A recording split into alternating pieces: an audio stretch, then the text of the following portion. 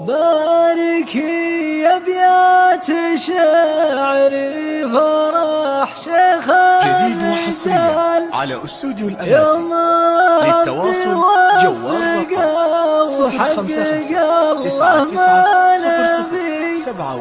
ألف مبروك وعسى فرحته طول الليالي. جديد وحصريا على استوديو الأماسي.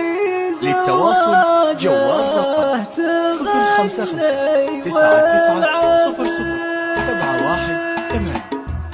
باركي يا ابيات شعري فرح شيخ جديد وحصريا على استوديو الأماسي. للتواصل جوال رقم ألف مبروك وعسى فرحته طول الليالي. يوم العايف في زواجه تغني والعبيد نسل شيخ حايز الطيب ما بين الرجال. جديد وحصريا على استوديو الأماسي.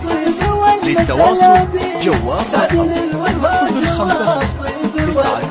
055 باركي يا ابيات شعري فرح شيخ الرجال.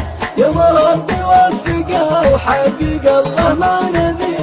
جديد وحصريا على استوديو الأماسي. للتواصل جوال رقم 055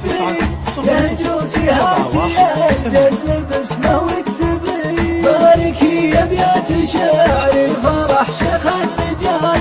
يوم ربي وفقه وحقق الله ما نبي. على استوديو الأماسي. للتواصل جوال رقم 055